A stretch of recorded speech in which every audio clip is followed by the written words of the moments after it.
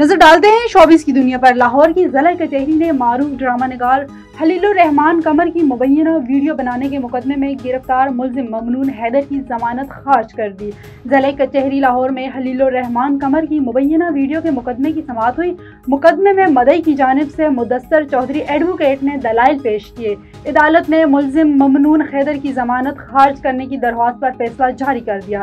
अदालती फैसले ने कहा है कि अगरचे जमानत मुल्जिम का कानूनी हक समझा जाता है, ताहम नाकाबिले जमानत जराइम में ये हक लागू नहीं होता। पाकिस्तान टेलीविजन की मारूफ शख्सियत और सीनियर अदाकार अजीज अब्बासी इंतकाल कर गए, जिससे इनके मद्दाहों में गम की लहर दौड़ गई। सीनियर अदाकार तवील अरसे तक पाकिस्तानी ड्रामा इंडस्ट्री से वाबस्ता रहे और मुतअद्दिद यादगार किरदार अदा किए। अजीज अब्बासी को ड्रामा सीरियल इंतकाम में रशीद बाबा के किरदार से बेहद शहरत मिली है, जिसने नाजरीन से ज़बरदस्त पज़ीराई हासिल की है। उनकी उम्दा अदाकारी और खूबसूरत उर्दू तलफ़्फ़ुज़ ने उन्हें मद्दाहों के दिलों में खास मकाम दिलाया। Arts council of Pakistan Karachi में वर्ल्ड कल्चर फेस्टिवल के हवाले से पुरवकार तकरीब का इनेकाद किया गया। Arts council of Pakistan Karachi की जानिब से वर्ल्ड कल्चर फेस्टिवल 2025 का आगाज होने जा रहा है।